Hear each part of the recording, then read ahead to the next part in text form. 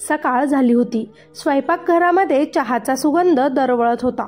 नेहा घाईघाईतच आपला हात चालवत नाश्त्याची तयारी करत होती. तेव्हाच एक कडक आवाज पूर्ण घरात गुंजला. नेहा, नेहा कुठे मेली आहेस? लवकर इकडे ये. त्यावर नेहा इतकी घाबरली की तिच्या छातीतच धडधडायला लागलं. तिचा श्वासोश्वास वाढला आणि घाईघाईतच तिनं उपमा हलवला व कढई गॅसवरून खाली ठेवली. गॅस बंद करून साडीच्या पदराला आपले हात पुसत आपल्या खोलीकडे धावली. आत पोहोचेपर्यंत नवरा परत एकदा ओरडला, नेहा तू बहिरी झाली आहेस का? ऐकायला येत नाही का तुला? काय झालं? तिने घाबरतच विचारलं. तुला मी किती वेळा म्हटले आहे की मी आवाज दिल्यावर पहिल्याच हाकेत माझ्याकडे येत जा. असे बोलत सुमितनं कॉटवरून आपला शर्ट घेत नेहाकडे फेकला आणि म्हणाला, आज मला हा शर्ट घालून ऑफिसला जायचं आहे, म्हणून तू चांगली कडक प्रेस करून दे या शर्टला. नेहाने घाईतच तो शर्ट घेतला आणि त्यावर प्रेस फिरवू लागली. तोच बाथरूममधून परत आवाज आला, बाथरूममध्ये टॉवेल का ठेवला नाहीस तू? पटकन टॉवेल घेऊन ये, मला उशीर होत आहे. नेहा आपले काम तसेच सोडून घाईघाईत टॉवेल बाथरूमच्या दरवाजाजवळ घेऊन गेली आणि म्हणाली, हा घे. त्याने रागातच तो टॉवेल ओढला आणि म्हणाला, आता ही पण तुला आठवण करून द्यावी लागेल का? काहीच उत्तर न देता नेहा घाईतच शर्टला प्रेस करण्यासाठी मागे वळाली तर जोरात कॉट तिच्या पायाला लागला. तिच्या पायात दुखू लागले तरी पायाला चोळत आपले काम पूर्ण करण्यासाठी ती इस्त्रीकडे वळली. पण ती पोहोचेपर्यंत इस्त्री तशीच खाली ठेवल्यामुळे शर्टचा एक हिस्सा जळून गेला होता. ते पाहून ती म्हणाली, हे देवा, आता काय होईल? तो शर्ट जळालेला बघून ती खूप घाबरत होती. तेवढ्यात बाथरूमचा दरवाजा उघडून सुमित बाहेर आला. माझा शर्ट तयार झाला का? त्याने रागातच विचारले. पण नेहा काहीच बोलली नाही. सुमितची नजर जेव्हा जळालेल्या त्याच्या शर्टकडे गेली तेव्हा त्याचे डोळे रागाने लाल झाले. तू हे काय केलेस नेहा? हा माझा सगळ्यात आवडता शर्ट होता. नेहा लगेच बोलली, सॉरी, ते माझ्याकडून चुकून झाले. तोच सुमित म्हणाला, तुझ्याकडून एकही काम व्यवस्थितपणे पूर्ण होत नाही. तेव्हाच आकांक्षा म्हणजे सुमितची मोठी वहिनी त्यांच्या खोलीत आली. तिच्या चालण्याचा अंदाज एखाद्या राणीपेक्षा काही कमी नव्हता. ती रूममध्ये येताच म्हणाली, अरे सुमित, छोटीशी तर गोष्ट आहे, त्यासाठी इतकं काय रागवतो आहे? फक्त शर्टच तर जळाला ना. आणि तुला तर माहीतच आहे तुझी बायको नेहाकडून एकही काम चांगले पार पडत नाही. मी आता तुमच्या दादांचा शर्ट घेऊन येते, तुम्ही तो घालून आज ऑफिससाठी जा. सुमित, तसे एक बोलू का? जर तुम्ही माझ्या बहिणीसोबत लग्न केले असते तर आज गोष्टच काही वेगळी असती तुमच्या आयुष्यात. चेहऱ्यावर मोठे हास्य आणून आकांक्षा बोलली. तिच्या बोलण्यानं नेहाला खूप दुःख झाले. नेहाच्या डोळ्यात आता खूप जास्त पाणी होते, पण कसे तरी तिनं आपल्या डोळ्यातील पाणी तसेच थांबवून ठेवले. आकांक्षा खोलीतून गेल्यानंतर त्यांच्या खोलीत खूप भयान शांतता पसरली. नेहाने खूप हिंमत करून आपल्या मनातील गोष्ट होटांवर आणण्याचा प्रयत्न केला आणि नवऱ्याला हळू आवाजात म्हणाली, सुमित, तुम्ही माझ्यावर नेहमीच इतके का रागवतात? मला माहिती आहे माझ्याकडून चुकी झाली, पण तुम्ही माझ्यासोबत आरामात देखील बोलू शकत होते ना. रागवायची गरज नव्हती. प्रत्येक गोष्टीवर रागवणं काय गरजेचं आहे? तिचे असे बोलणे ऐकून रागानेच सुमितनं तिच्याकडे बघितले आणि म्हणाला, काय म्हटलीस तू? म्हणजे यात सुद्धा चुकी माझीच आहे तर? नाही नाही, मी तुम्हाला दोष देत नाही, मी तुम्हाला फक्त सांगत होते. नेहा शांततेत बोलली, पण नवऱ्याचा रागीट चेहरा बघून तिला पुढे काही न बोलणेच उचित वाटले. अच्छा, आता तू मला सांगेल की मी कसं वागायचं, कसं बोलायचं? सुमितनं नेहाचे केस पकडतच विचारलं. नाही सुमित, नेहा रडत म्हणाली, मी देखील एक जिवंत माणूस आहे रे. प्रत्येक गोष्टीत माझ्यासोबत असं वागल्यानंतर मलाही त्रास होतो. ती रडत बोलत होती. पण सुमितचा राग आता 7व्या मजल्यावर होता. त्यानं कसलाच विचार न करता नेहाच्या गालात 2-3 चापटा मारल्या. तिला खूप रडू येऊ लागले, पण आता ती शांत राहिली, कारण दरवाजामध्ये 5 वर्षांची त्यांची मुलगी अंशी उभी होती आणि आपल्या आईबाबांकडे ती एकटक बघत होती. आपला बाप आता आपल्या आईला मारून टाकतो की काय, असेच काहीशे तिला वाटत असावे. तिचे मासूम डोळे हे सगळं बघत होते. त्या डोळ्यांना आपला बाप असं का वागतोय हे समजत नव्हते. घाईतच ती आपल्या आईकडे पळत गेली आणि आईला मिठी मारतच आपल्या बापाला म्हणाली की बाबा, तुम्ही माझ्या आईला मारू नका. यावर सुमित अजूनच चिडला आणि म्हणाला, तुझ्या आईसारखं तू देखील आता खूप बोलायला लागलीस. तुझी सुद्धा अक्कल ठिकाण्यावर आणावी लागेल मला. इतकं बोलत तो जेव्हा आपल्या मुलीवर हात उचलायला लागला तोच नेहा त्याच्यासमोर उभी राहिली आणि म्हणाली, नाही, माझ्या मुलीवर हात देखील उचलायचा नाही. आता नेहाच्या डोळ्यांमध्ये राग आणि चेहऱ्यावर चिंता दिसत होती. तोच सुमित रागातच नेहाला वाईट शिव्या देऊ लागला आणि थोड्याच वेळात कपाटातून दुसरे शर्ट घालून रागातच आपली बॅग उचलत घरातून बाहेर ऑफिसला निघून गेला. आता घरामध्ये पूर्णपणे शांतता पसरली होती. नेहा आता आपल्या गुडघ्यांवर खाली बसत आपल्या अंशीला हृदयाशी पकडत ढसाढसा रडू लागली. तोच अंशी नेहाला म्हणाली, आई, आपले बाबा नेहमीच आपल्यावर का ग चिडतात? तुझ्यावर का ओरडतात? तुला का मारतात? पण नेहाकडे तिच्या प्रश्नांची काहीच उत्तरे नव्हती. खूप वेळ नेहा आणि अंशी एकमेकींच्या जवळ अशाच शांत बसून राहिल्या. अंशी 5 वर्षांची होती, पण तरी देखील तिच्या मनात खूप गोंधळ उडाला होता. नेहा खूप शांत बसली होती, पण तरी देखील तिच्या मनात पहिल्या काही गोष्टी फिरू लागल्या. नेहा खूप शांत आणि संस्कारी मुलगी होती. ती फक्त 10 वर्षांची होती तेव्हाच तिच्या आईवडिलांचा मृत्यू झाला होता. आईवडिलांनंतर तिचे पालनपोषण तिच्या काका काकूंनी केले होते. तिची चुलती तिची इतकी काळजी घेत नव्हती, पण तिचे काका तिची खूप काळजी घेत असे. शिक्षण पूर्ण झाल्यानंतर नेहा एका कॉलेजमध्ये शिक्षिका म्हणून लागली होती. आता नेहा मोठी झाली होती, म्हणून एखादा चांगला मुलगा शोधून तिचे लग्न करून टाकावे असे तिच्या काका काकूंना वाटले. तसेच सुमित सोपानरावांचा लहान मुलगा होता. सोपानरावांची तब्येत आता ठीक राहत नव्हती, म्हणून त्यांना वाटत होते की त्यांच्या डोळ्यासमोरच सुमितचे लग्न होऊन जायला हवे. सोपानराव व नेहाचे काका एकमेकांना चांगलेच ओळखत होते. एक दिवस जेव्हा सोपानराव नेहाच्या काकांच्या घरी आले व त्यांची नजर नेहावर पडली तेव्हाच त्यांना ती आवडली. नेहा शिकलेली तर होतीच, पण घरातील छोटे मोठे सगळे कामं तिला जमत होते. सोपानराव तिचं बोलणं व तिचं काम बघून इतके प्रसन्न झाले की त्यांनी तिथेच आपल्या मुलासाठी सुमितसाठी नेहाचा हात मागितला. नेहाच्या काकांना देखील आनंद झाला. ते देखील नेहाचं लग्न सुमित सोबत लावून द्यायला तयार झाले. पण दिसतं तसं सगळं सोपं नव्हतं. इकडे सुमितची वहिनी खूप चालाक होती. तिला हे नातं पटत नव्हतं. ती अजिबात खुश नव्हती. तिला वाटत होते की सुमितचे लग्न तिच्या छोट्या बहिणीसोबत व्हावे. आकांक्षाला वाटत होते की तिची बहीण जर त्या घरात सून म्हणून आली तर माझा हक्क इथे जास्त चालेल. ती सोपानरावांना म्हणत होती, तुम्ही पसंत केलेली मुलगी जरी शिकलेली असली, समजदार असली, तरी माझ्या बहिणीसमोर तिचा मुकाबला अजिबात होऊ शकणार नाही. आपला सुमित तर खूप जास्त शिकलेला आहे, खूप जास्त पैसे कमवतो. आपल्या सुमित सारख्या मुलासाठी मुलगी सुद्धा लाखात एक पाहिजे. परंतु सोपानराव आकांक्षाच्या बोलण्याकडे दुर्लक्ष करतात आणि सुमितला नेहासोबत लग्न करण्यासाठी मनवतात. सुमित आणि नेहाचे लग्न खूप चांगल्या पद्धतीने पार पडलं होतं. लग्नाचे काही महिने खूप चांगले गेले. लग्नानंतर नेहाने आपली नोकरी सुद्धा सोडली, कारण सुमितचे म्हणणे होते की त्याच्या बायकोने आपली नोकरी सोडून आपलं घर सांभाळावं. नवऱ्याच्या खुशीसाठी तिनं नोकरी सोडली आणि पूर्ण घराची जबाबदारी स्वीकारली. आपल्या मोठ्या जावेला आकांक्षाला तिनं बहिणीचं स्थान दिलं. पण आकांक्षाला नेहा जे करत होती तो दिखावाच वाटत होता. तिला हेच मंजूर नव्हतं की आत्ता सून म्हणून आलेली नेहा घरात सगळ्यांच्या मनावर राज्य करत आहे, सगळ्यांचे मन जिंकत आहे.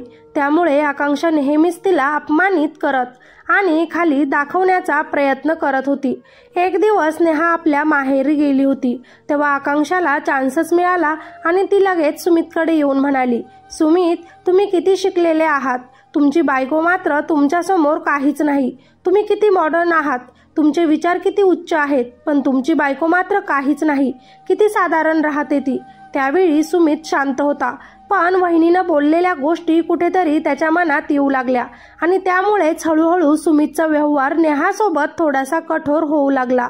छोट्या छोट्या गोष्टींवरून तो नेहाला ओरडत, कधी आडवं बोलणं तर कधी कधी तिला मारणं देखील त्यानं आता सुरू केलं. अचानक नवऱ्यामध्ये झालेला हा बदल नेहाला समजत नव्हता.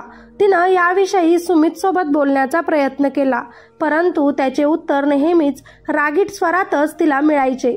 याविषयी जेव्हा नेहाने आपल्या सासूसोबत बोलाचाल केली तेव्हा सासूनं जे सांगितलं ते ऐकून नेहा हैराण झाली. सासू म्हणाली, सुनबाई, नवरा बायकोमध्ये असे छोटे मोठे भांडणं होतच असतात. तिसऱ्या व्यक्तीसमोर जाऊन तुमचे भांडणं सांगण्यापेक्षा तुम्ही 4 भिंतींच्या आतमध्येच ते भांडणं मिटवा. इतकं बोलून तिच्या सासूने देखील पाय मागे घेतले. परंतु सोपानराव मात्र सुनबाईंचे मन समजू शकत सांगत होते. ते नेहमीच सुमितला एकट्यामध्ये समजवत असायचे. तुझं नशीब आहे की नेहासारखी बायको तुला मिळाली, नेहमीच ते म्हणायचे. परंतु सुमित मात्र एका कानाने ऐकून सोडून द्यायचा. एकदा सोपानरावांच्या हृदयात खूप दुखू लागले. ते हॉस्पिटलमध्ये पोहोचेपर्यंतच त्यांनी अखेरचे श्वास घेतले. ते गेल्यानंतर तर सुमितला आता कुणाचाच धाक राहिला नाही. लग्नाच्या 1.5 वर्षानंतर नेहाने एका मुलीला जन्म दिला. तिला वाटलं आता आपल्याला एक मुलगी झाली. सुमितच्या व्यवहारात थोडा तरी फरक जाणवेल, परंतु ही फक्त तिच्या मनाची गोड समज होती. आता मात्र सुमित रोज दारू पिऊन घरी येऊ लागला होता. दरवाजा खोलताच त्याच्या तोंडातून येणारा दारूचा वास पूर्ण घरभर पसरत असे. नेहा मात्र पूर्ण दिवसभर घराच्या कामांमध्ये व्यस्त असायची आणि रात्री आपल्या लहान मुलीसोबत जागत असे. पण सुमितला आपल्या बायकोबद्दल काहीच वाटत नव्हते. तू इतक्या वेळ घराच्या बाहेर राहतोस, दारू पिऊन घरी येतोस, आपली मुलगी बघते याचा तरी विचार कर, नेहा त्याला बोलायची. सुमित चिडूनच म्हणाला, कशाचा विचार कर म्हणते आहेस? मी पूर्ण दिवसभर काम करतो, हे पूर्ण घर चालवतो आणि तू काय करतेस? स्वयंपाक बनवतेस आणि मुलांना सांभाळते. तुला तर माझे आभार मानायला हवे. तू माझ्या घरात राहतेस, माझ्याच पैशांवर जगतेस आणि वरून मलाच समजावते, शिकवते की मी काय करायला हवे. सुमितने बोलत बोलतच टेबलवरील ग्लास जमिनीवर रागात फेकला आणि नेहाला धक्का देऊन जमिनीवर लोटले. नवऱ्याच्या या व्यवहाराला कंटाळून नेहाने पूर्ण रात्र जागून घालवली. दुसऱ्या दिवशी जेव्हा सुमित झोपलेला होता तेव्हा नेहा आपलं किचनमध्ये स्वयंपाक बनवत होती. तेव्हा तिची जाव आकांक्षा तिथे आली आणि म्हणाली, काय ग नेहा, काल परत तुमचं काही भांडण झालं का? तुमच्या भांडणांचा आवाज माझ्या खोलीपर्यंत येत होता. नेहाने आपली मान खाली घातली आणि आपले आपले काम करत राहिली. पुढे आकांक्षा म्हणाली, मी तर आधीपासूनच म्हणत होते की तू आमच्या घराच्या लायकीचीच नाहीस. नाही तू तुझ्या नवऱ्याला सांभाळू शकते, नाही आमच्या या घराला. वहिनी प्लीज, मी अगोदरच खूप टेन्शनमध्ये आहे. नेहाने हळू आवाजातच आकांक्षाला म्हटले. टेन्शनमध्ये? आणि तू? अगं टेन्शनमध्ये तर सुमित आहे आणि तोही तुझ्यामुळे. त्याचे पूर्ण आयुष्यच खराब करून टाकले तू. इतकं बोलूनच आकांक्षा नेहाने बनवलेला नाश्ता घेऊन तिथून निघून जाते. नेहा मात्र आता हे सगळं सहन करू शकत नव्हती. हळूहळू आता तिची सहन करण्याची क्षमता संपली होती. पण आपलं मन मोकळं करण्यासाठीही तिच्याकडे कोणी नव्हतं. परंतु काहीतरी मनाशी विचार करत एका बॅगमध्ये तिने आपले व आपल्या मुलीचे कपडे पॅक केले आणि गुपचूपच आपल्या माहेरी निघून आली.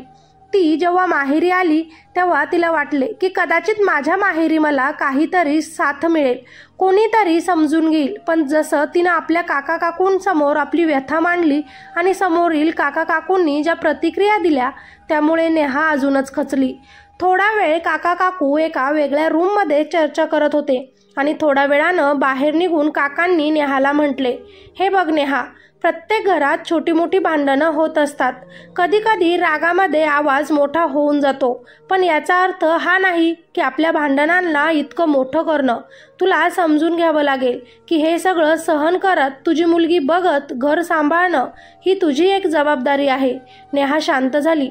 ती काही बोलणार तितक्यातच नेहाची काकी पुढे येऊन म्हणाली, हे बघ नेहा, मुलींचं खरं घर त्यांचं सासरच असतं. आता जर तू भांडणं करून इथे येऊन बसली तर या समाजात आमची काय इज्जत राहील? अजून तर आम्हाला आमच्या मुलीचे सुद्धा लग्न करायचे आहे. सगळं सहन करत तुझा संसार सांभाळ. तेव्हा नेहा धैर्यानं बोलली, काका, परंतु मी त्या नरकात परत जाऊ इच्छित नाही. तेव्हा तिच्या काकांनी रागातच म्हटले, शांत बस आता, जास्त गोष्ट लांबवू नको. आम्ही तुझ्या चांगल्यासाठीच म्हणत आहोत. उद्या सकाळी परत तुझ्या सासरी जा आणि तुझ्या जबाबदाऱ्या सांभाळ. शांततेनं काम करशील तर सगळं ठीक होईल. त्या रात्री नेहाला झोप येत नव्हती. ती कितीतरी वेळ पंख्याकडं वरती बघत होती. तिच्या डोळ्यात पाणी होतं पण राग देखील खूप होता. दुसऱ्या दिवशी नेहा शांततेनं आपली बॅग घेऊन परत सासरी आली. दरवाजा उघडताच आकांक्षाचा रागाचा आवाज तिच्या कानी आला. काय मग आलीस महाराणी? तुझे काका काकू 2 दिवस सुद्धा तुला घरात ठेवू शकले नाहीत का त्यांच्या? नेहा काहीच बोलली नाही. तिला माहिती होतं की आकांक्षाला बोलून काही उपयोग नव्हता. त्यानंतरचे दिवस नेहासाठी अजून जास्त कठीण होते. सुमित आणि त्याची वहिनी आकांक्षा दोघांना समजून चुकले होते की नेहाला तिच्या माहेरच्या लोकांचा काहीच आधार नाही. म्हणून दिवसेंदिवस सुमितचा व्यवहार अजून जास्त नेहाच्या प्रती कठीण झाला. तो आता रोज रात्री दारू पिऊन येत व आपल्या पूर्ण परिवारासमोर नेहाला बदनाम करत. पण एक दिवस जेव्हा अंशी आजारी पडली, पूर्ण रात्र तिला ताप होता, तेव्हा नेहाने सुमितला खूप वेळा उठवण्याचा प्रयत्न केला, परंतु त्यानं तिचा हात झटकत तिला म्हटले, मला शांत झोपू दे, तसेही हे सगळे तुझे कामं आहेत, माझे नाही. दुसऱ्याच दिवशी नेहाने सुमितला मुलीला डॉक्टरांकडे घेऊन जाण्यासाठी म्हटले, तेव्हा सुमितनं म्हटलं की एखादी ऑटो करून तू मुलीला डॉक्टरांकडे घेऊन जा, माझ्याकडे इतका वेळ नाही की मी तुमच्यावर खर्च करेल. नेहा आता खूप जास्त तुटली होती. असेच दिवस जात राहिले, पण जेव्हा आज शर्ट जळाला आणि सुमित राक्षसी वृत्तीनं जसं नेहाला रागवत होता, मारत होता, हे बघून त्यांची मुलगी अंशी पूर्णपणे घाबरली होती. आपल्या आईला बिलगून आईला सोडायलाच अंशी आज तयार नव्हती. अंशीला असे बघून नेहा विचार करू लागली की माझ्या मुलीला आणि मला या नरकातून मी आता कसे बाहेर काढू. थोड्याच वेळात तिनं आपला फोन हाती घेतला आणि कॉलेज फ्रेंडच्या ग्रुपवर होणाऱ्या गप्पा गोष्टी वाचू लागली. प्रत्येक वर्षी तिच्या कॉलेजच्या फ्रेंड गेट टुगेदर साजरा करत असे. आजही त्याच विषयी ग्रुपवर गप्पा गोष्टी सुरू होत्या. ती नेहमीच तिथे जाण्याचा विचार करत असे, पण सुमितला घाबरून ती कधीच जात नसे. पण यावेळी तिनं स्वतःला थांबवले नाही. आज गेट टुगेदर होता म्हणून सुमित गेल्यानंतर नेहा सुद्धा स्वतःचे आवरून तयार झाली आणि अंशीला घेऊन तिथून निघाली. व अंशीला शाळेत सोडून ठरवलेल्या ठिकाणी पोहोचल्यानंतर कित्येक वर्षानंतर आज नेहाच्या चेहऱ्यावर हास्य होते. तिची बेस्ट फ्रेंड नीतू तिला बघताच बोलली, नेहा, ही तू आहेस?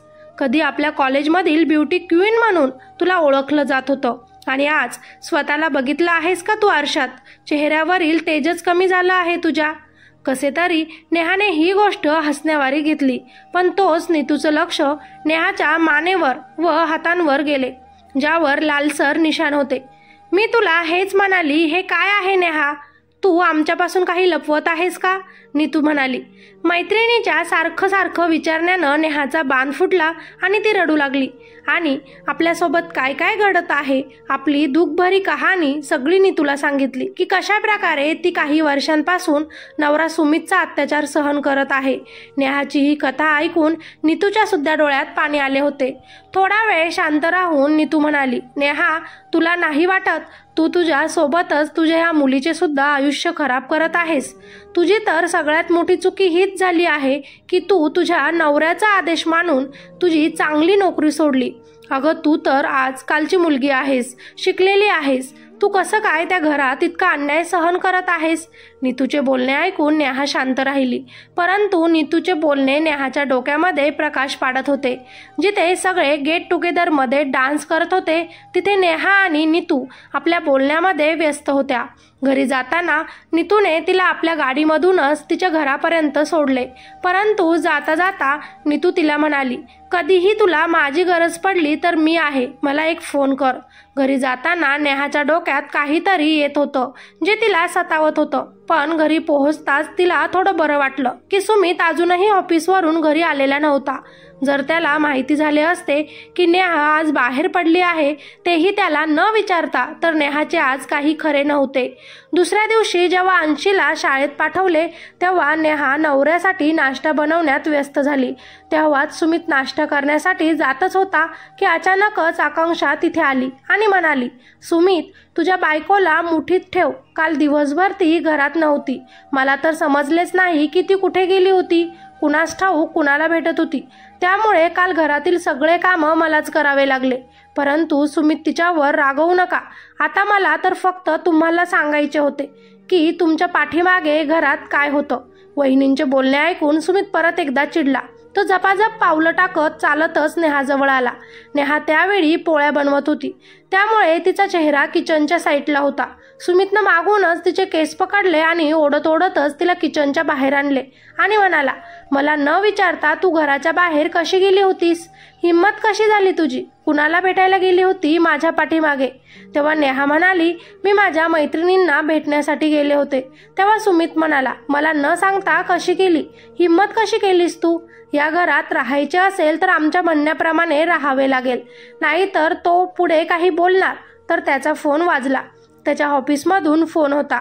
या सगळ्या गोष्टींमध्ये तो विसरला होता. की आज त्याला लवकरच ऑफिसला जायचे होते. घाईतच सुमितनं तिला बाजूला लोटले आणि बिना नाश्ता करण्याचा आज तो ऑफिसला निघून गेला. नेहाचं शरीर दुखत होतं, पण तिच्या मनामध्ये जी आग आज लागली होती त्या आगीमुळे ती स्वतःला उठवू शकली आणि तिच्यात एक हिंमत आली व तिनं विचार केला की आता ती या नरकात नाही राहू शकणार. आपल्या मुलीसाठी व स्वतःसाठी तिला काहीतरी करावे लागेल. नेहाने आपल्या घरातील काम संपवले आणि आपल्या जुन्या लॅपटॉपला सुरू केले. आपले सगळे सर्टिफिकेट काढले, आपला एक रिझ्यूम बनवला. तिने हे ठरवले होते की ती आता आत्मनिर्भर बनेल. तिनं शहरातील प्रत्येक कॉलेज स्कूलच्या वेबसाईटवर जाऊन कुठे काही नोकरी मिळेल का ही शोधाशोध सुरू केली. परंतु बघितले की जिथेही नोकरी आहे तिथे एक्सपिरियन्स मागितला जात आहे. नेहाकडे तर एक्सपिरियन्स नव्हता. आता तर 7 वर्षांचा गॅप देखील आला होता. तरीही तिनं हार मानली नाही. खूप साऱ्या ठिकाणी ईमेलद्वारे रिझ्यूम तिनं पाठवून दिला. संध्याकाळी नेहा आपण पाठवलेले ईमेल चेक करत होती की कुठून तरी एखादा रिप्लाय येईल का नोकरीसाठी. तोच दरवाजातून जोरात नवऱ्याचा आवाज आला. ती घाबरली. तिने पटकन दरवाजा उघडला. समोर नवरा सुमित उभा होता. त्याच्या हातामध्ये एक कागद होता. तो त्यानं तिच्या पुढे केला. नेहाने तो कागद घेतला आणि खोलीत जाऊन तो बघितला. त्या कागदात लिहिलेल्या प्रत्येक शब्द एखाद्या हातोड्याप्रमाणे तिच्या हृदयावर घाव करत होता. घटस्फोट? सुमित हो म्हणाला आणि म्हणाला, मला लवकर घटस्फोट हवा आहे. माझी मुलगी माझ्याजवळच राहील, कारण तू बेरोजगार आहे. तू काहीच काम धंदा करत नाहीस, त्यामुळे अंशीचे देखभाल करण्यासाठी तुझ्याकडे पैसे देखील नाहीत. नेहाने कागदाकडे बघितले आणि नंतर आपल्या अंशीकडे.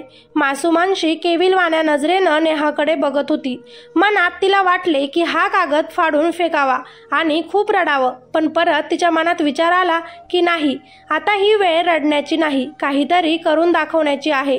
रात्रभर तिनं विचार केला आणि दुसऱ्या दिवशी आपली मैत्रीण नीतूला फोन केला. मी आता इथे नाही राहू शकत. नेहा नीतूला म्हणाली. काय झालं नेहा? नीतू घाबरलेल्या स्वरात म्हणाली.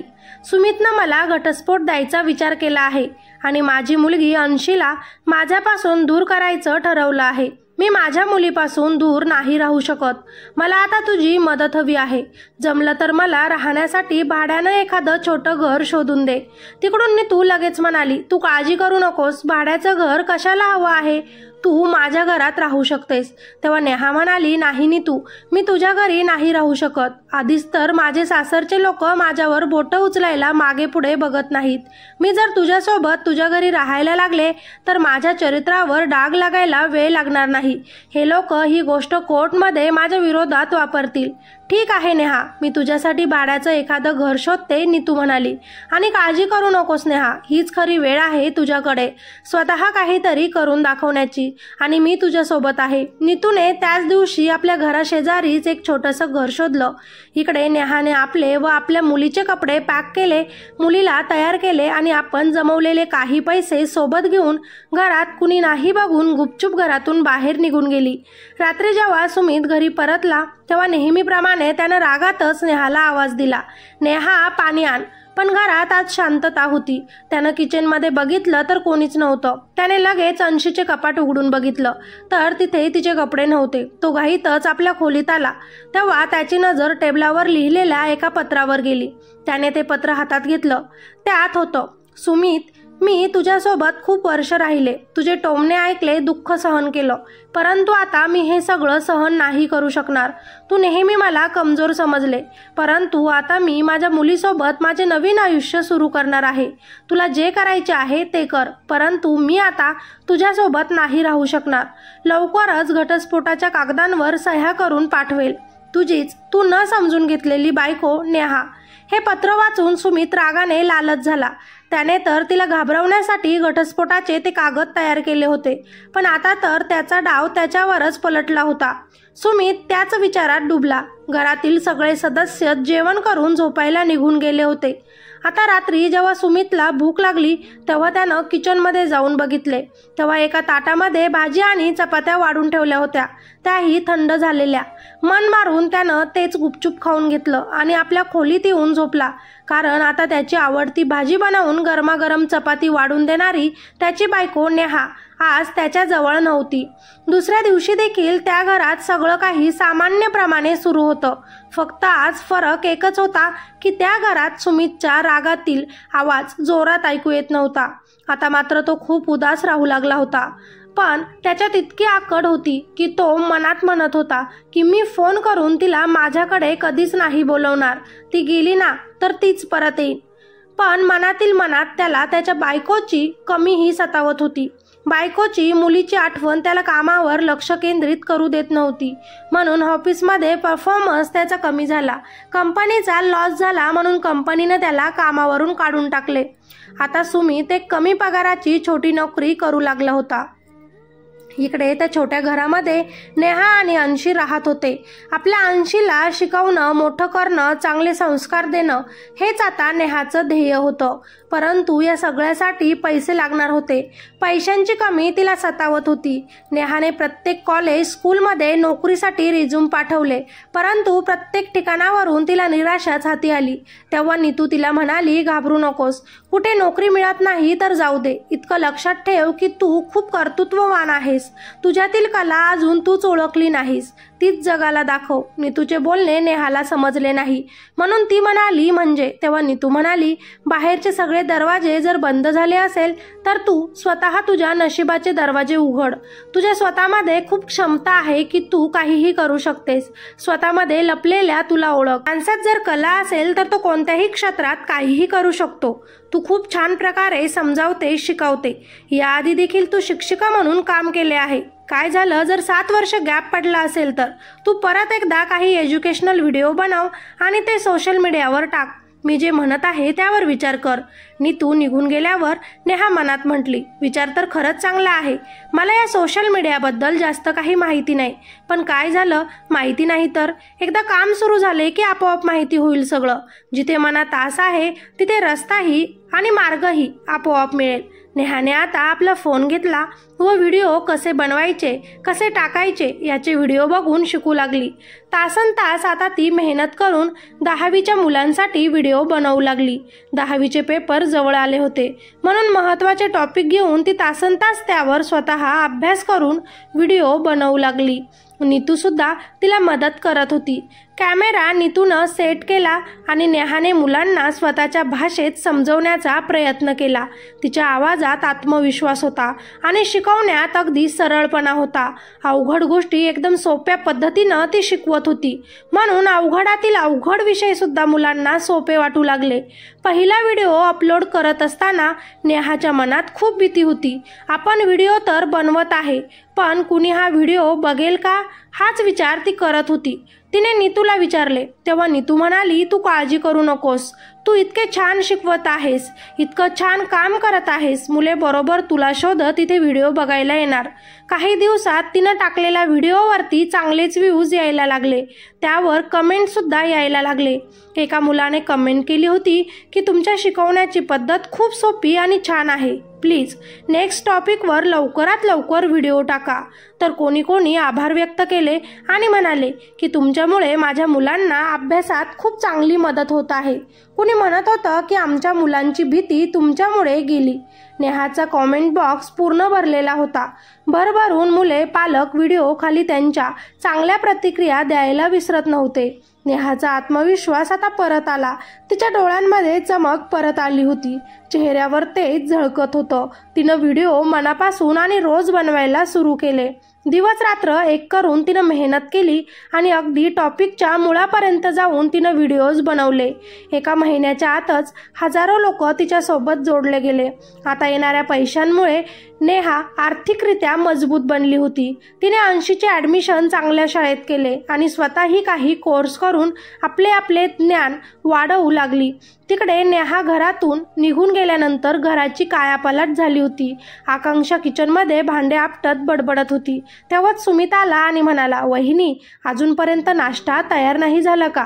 तेव्हा आकांक्षा रागातच त्याला म्हणाली, नाश्ता नाही अजून, मी या घरातील मोलकरीण आहे का? सगळे कामे मलाच करावे घ्यावे लागतात. किती कामे करू मी एकटी. जेव्हा नेहा होती तेव्हा सगळं काही ठीक चालू होतं. तेव्हाच सासूने आकांक्षाला आवाज दिला आणि म्हणाली, अजून मला गोळ्या आणि चहा नाश्ता नाही दिला. तेव्हा आकांक्षा चिडूनच म्हणाली, माझ्याकडून नाही होत सगळं, तुम्ही तुमच्या मुलाला सांगा. मी घरातील मोलकरीण नाहीये. सासूने रागातच सुमितला आवाज दिला आणि म्हणाली, सुमित, काय बघत आहेस? काही करत का नाहीस? नेहाला परत बोलव, नाही तर हे घर पूर्णपणे बर्बाद होऊन जाईल. आईच्या बोलण्यावर चिडूनच सुमित म्हणाला, मी अजिबात तिला बोलवणार नाही. ती स्वतः हे घर सोडून गेली आहे, तर तीच परत येईल. आणि तू काळजी करू नकोस आई, थोड्याच दिवसात तिची अक्कल ठिकाण्यावर येईल. त्याचवेळी घराची बेल वाजली. आकांक्षाने दरवाजा उघडला आणि लगेचच सुमित बाहेर ये, बघ तुझ्या नावाने काय आलं आहे म्हणून आवाज देऊ लागली. सुमित पटकन बाहेर आला. आकांक्षाने त्याच्या हातामध्ये आलेले कागद दिले. घटस्फोटाचे कागद आहेत, सह्या करून पाठवले आहे तुझ्या बायकोने. आता बघ आपल्या कर्माचे फळ. आकांक्षाने जोरातच टोमणा दिला. घटस्फोटाच्या कागदांवर बायकोच्या सह्या बघून सुमितच्या पायाखालची जमीनच सरकली. त्याला विश्वासच बसत नव्हता की नेहाने इतकं मोठं पाऊल उचलले. आता ही गोष्ट कोर्टापर्यंत पोहोचली. नेहाच्या वकीलनं सगळ्यांसमोर तिथे सांगितले की कशा प्रकारे नेहाला शारीरिक तसे मानसिक टॉर्चर केले जात होते, किती समस्यांना तोंड द्यावे लागले. तेव्हाच सुमितच्या वकीलनं सुद्धा आवाज उठवत बोलले की नेहा मॅडम, तुम्ही तुमचे लग्न झाल्यापासून 7 वर्ष त्यांच्यासोबत राहिल्या, तेव्हा तुम्ही आवाज का उठवला नाही?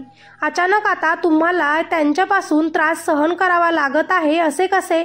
नेहाने आत्मविश्वासाने उत्तर दिले, मी माझे लग्न वाचवण्यासाठी हे सगळं सहन केलं, पण आता माझी सहनशक्ती सहन करण्याची क्षमताच संपली. त्यामुळे मजबूर होऊन मला हा निर्णय घ्यावा लागला. आणि मला हा निर्णय घेण्यासाठी मला माझ्या नवऱ्यानं व माझ्या सासरच्या लोकांनीच भाग पाडले. सुमितच्या वकीलनं नेहावर चरित्रहीन आणि निष्काळजी आई असल्याचा आरोप लावला. जी स्त्री स्वतःचं घर सोडून गेली ती स्वतः एक चरित्रहीन आहे. तिला त्यांच्या मुलीची जबाबदारी अजिबात देऊ नये. परंतु नेहाने हे सगळं ऐकून आपला पक्ष एकदम सत्य मांडला. तिनं आपली मैत्रीण नीतू व आपले काही मेडिकल रिपोर्ट जज समोर ठेवले. त्यावरून तिच्यासोबत घरात झालेले अत्याचार सिद्ध झाले. सगळ्यात मोठी परीक्षा तर नेहाची तेव्हा होती जेव्हा अंशीला कोर्टात बोलवण्यात आले. अंशी आपल्या आईचा हात पकडूनच आतमध्ये आली. जजनं हळू आवाजात अंशीला विचारले, बेटा तुला कोणासोबत राहायचे आहे? अंशीने हळू आवाजात म्हटले, मी माझ्या आईसोबत राहू इच्छिते, कारण माझे बाबा माझ्या आईला खूप मारतात. माझ्या आईवर जोरजोरात रागवतात, चिडतात, ओरडतात.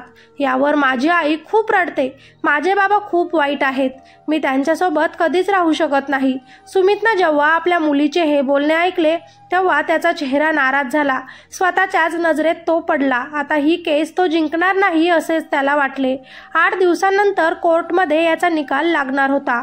इकडे नेहाने लोन काढून आपल्यासाठी एक नवीन घर खरेदी केले होते. स्वतःसाठी कार घेतली होती. आपल्या मुलीसोबत ती आता नवीन घरात राहायला देखील गेली होती.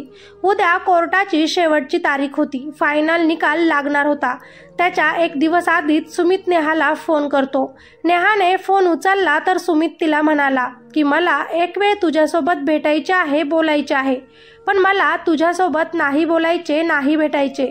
नेहाने स्पष्ट शब्दात सांगितले. पण सुमितनं फक्त शेवटच्या वेळी तिला भेटण्याची आपली इच्छा बोलवून दाखवली.